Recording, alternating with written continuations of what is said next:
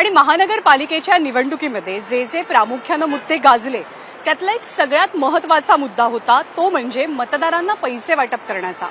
प्रचार जरी थंडावला तरी सुद्धा अनेक ठिकाणी वेगवेगळ्या मार्गाने छुप्या पद्धतीने उमेदवारांकडनं राजकीय पक्षांकडनं लोकांना लक्ष्मी दर्शन घडवलं जातंय असा आरोप सातत्याने केला गेला।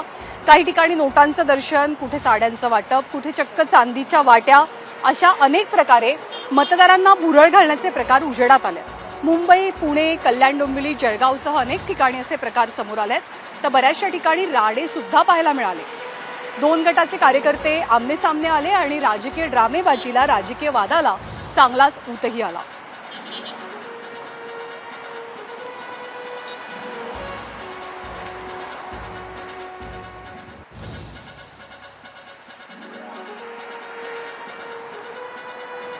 आणि गेल्या 2 दिवसांपासून याच पैसे वाटपावरनं सगळ्यात मोठा गोंधळ पाहायला मिळतोय तो डोंबिवलीच्या प्रभाग क्रमांक 29 मध्ये। पण डोंबिवली पाठोपाठ आता कल्याणमध्ये सुद्धा असेच राजकीय राडे सुद्धा पाहायला मिळाले। कल्याण पूर्वच्या परिसरातील गोळवलीमध्ये पैसे वाटपाचा व्हिडिओ काढल्याच्या कारणास्तव तुफान हाणामारी पाहायला मिळाली। प्रचंड बाचाबाची सुद्धा झाली। ठाकरे सेनेच्या कार्यकर्त्यांना मारहाण झाल्याचा आरोप करण्यात आलाय। भाजपचे उमेदवार विकी तरेंसह पक्षाच्या पदाधिकाऱ्यांनी शिवीगाळ आणि मारहाण केल्याचा आरोप ठाकरे सेनेकडून करण्यात आला। मात्र विकी तरेंनी सगळे आरोप फेटाळून लावले।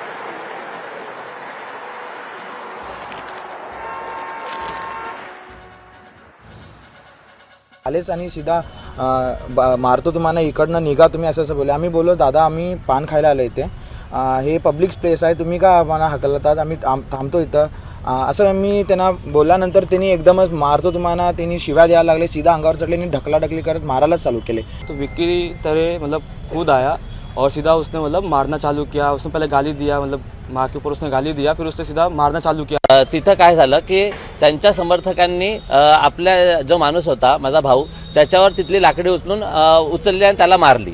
तर आपला जो समर्थक होता त्याने त्याच्या हातातून खेचली आणि तो घेऊन चाललेला आहे। फक्त त्याच्याने आपल्याकडून कुणालाही मारहाण केलेली नाही आहे। तर अगर कुणाला मारहाण त्याच्यात झालेली दिसते तर ती चुकीची आहे। त्यांनी कदाचित स्वतःहून ती मारहाण करून घेतलेली आहे आणि ते खोटे आरोप लावत आहेत की आपण असं काही केलेलं आहे। आणि मतदान अगदी उद्यावरती आलेलं असताना अमरावतीतनं एक मोठी बातमी समोर येते।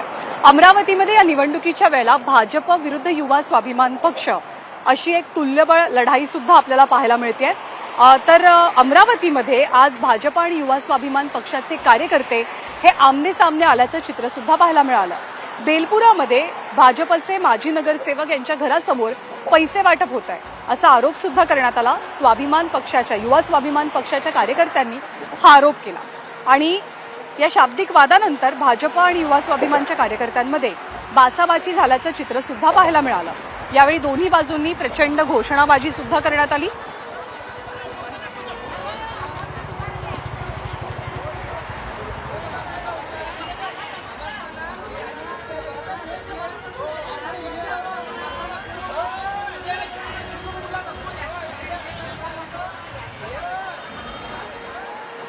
पुढची बातमी ठाण्यामधनं आहे।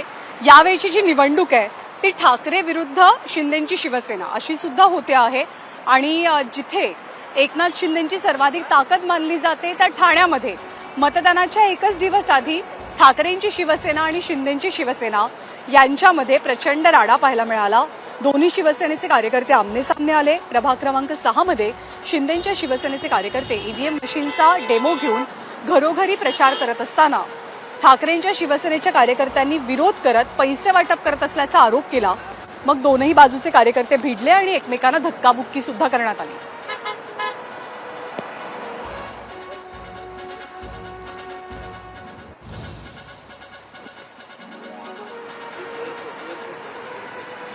नवी मुंबईमध्ये सुद्धा असाच काहीसा प्रकार मिळाला, त्याची बातमी पाहायला मिळाला। त्याची बातमी बघण्याआधी आपण प्रेक्षकांना पुन्हा एकदा सांगूयात केबीपी माझाच्या इलेक्शन बसवरनं आपण आता संध्याकाळी 7चं बुलेटिन करतोय।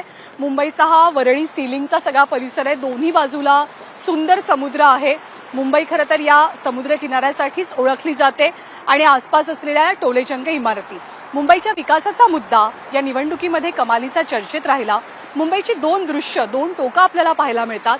एक टोक मुंबईचं असं आहे की जिथे धारावीसारखा भाग आहे, जी आशियातली सगळ्यात मोठी झोपडपट्टी मानली जाते, आणि दुसरीकडे हा सगळा दक्षिण मुंबईचा परिसर गगनचुंबी टोलेजंग इमारतीचा, त्यामुळे मुंबईची दोन टोकं मतदानाच्या वेळेला नेमका काय विचार करणार आहेत, कुणाच्या पारड्यामध्ये मत टाकणार आहेत, हे पाहणं सुद्धा महत्वाचं असेल. पुन्हा एकदा नवी मुंबईची बातमी बघूया. भाजप कार्यकर्त्यांकडनं पैसे वाटप होत आहे असा आरोप नवी मुंबईमध्ये करण्यात आला. मनसे कार्यकर्त्यांनी हा आरोप केलेला आहे.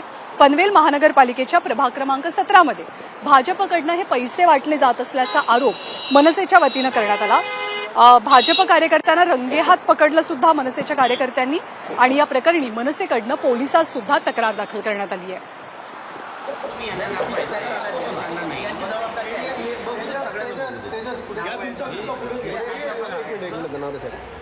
तर पुण्यामध्ये एक वेगळाच प्रकार समोर आला. आतापर्यंत आपण मुंबई असो, ठाणे असो, कल्याण डोंबिवली असो, आता नवी मुंबई असो, नवी मुंबईची बातमी आपण पाहिली, ते आपण काय बघितलं तर पैसे वाटपाचा आरोप होता. पण पुण्याच्या कात्रज परिसरातील प्रभाग क्रमांक 40 हा एक असा प्रभाग आहे की जिथे उमेदवारांनी चक्क चांदीच्या वाट्याच वाटल्या असा आरोप करण्यात आला. शिवसेना उद्धव बाळासाहेब ठाकरे पक्षाच्या वतीनं हा आरोप केला गेला.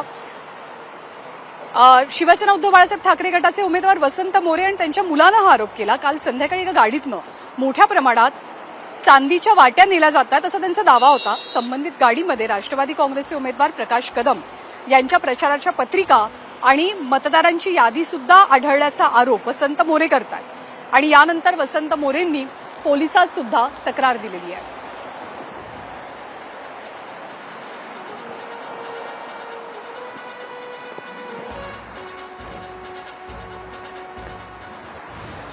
आणि सोलापूर महानगरपालिका एक अशी महानगरपालिका आहे की जिथे सत्तेत असलेले दोन मित्र पक्ष म्हणजे भाजप आणि शिंदेची शिवसेना हे वेगवेगळे लढतात. या सोलापूरमध्ये या दोनही पक्षांमधला वाद विकोपाला गेल्याचं चित्र पाहायला मिळतंय. हा वाद शिगेला पोहोचलाय. शिवसेनेचे जिल्हा प्रमुख अमोल शिंदेंनी भाजपवरती पैसे वाटपाचे गंभीर आरोप केलेत. भाजपचे नेते देवेंद्र कोठे यांनी पैसे वाटल्याचा आरोप अमोल शिंदेंकडनं करण्यात आला. तसंच जयकुमार गोरेंनी सुद्धा रात्री केलेल्या चाय पे चर्चावरती अमोल शिंदेंनी आक्षेप घेतलाय. शिवसेनेच्या सगळ्या आरोपांना भाजपकडनं उत्तर देण्यात आलंय. पराभव दिसतोय त्यामुळे सहानुभूतीसाठी आरोप केले जात आहेत असा आरोप भाजपकडनं करण्यात आलाय.